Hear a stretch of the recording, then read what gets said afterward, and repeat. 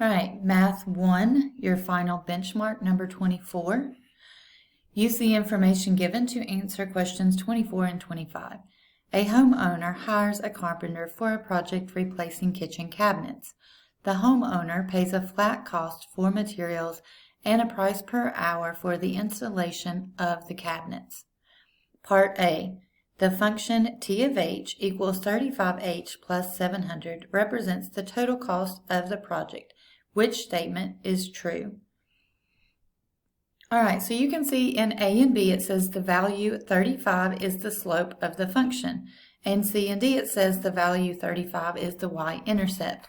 So if you look at this equation, you know that this is y equals mx plus b. And we know that m, the number next to the x, is our slope, and b is our y-intercept.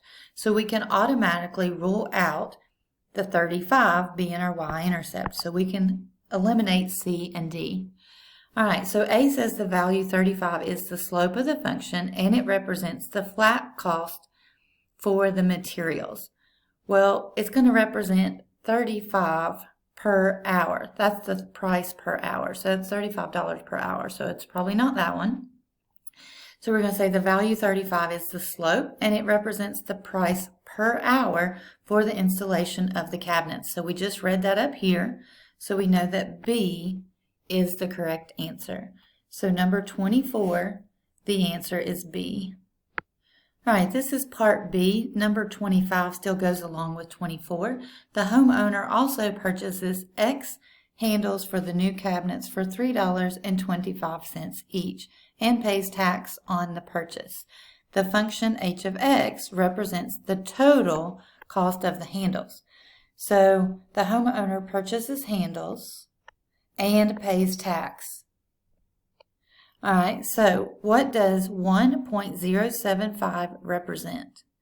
All right, so we know that the $3.25 times x is the cost per handle. So that means this number must represent the tax.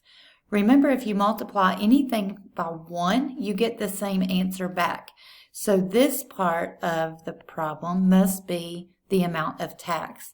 And if you have 0.075, that equals what percent? So you move the decimal 2 places, and that equals 7.5%.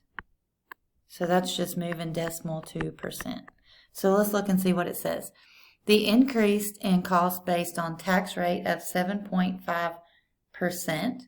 The increase in cost based on a tax rate of 75%. Well, we know we're not going to pay 75% tax, or at least we hope we don't.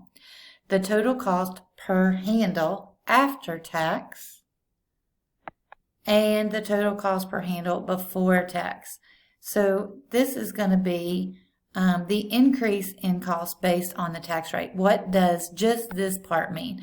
Now, if it asks what the whole equation was, then that could look at C might be the correct answer. But it's only asking us, what does 1.075 represent?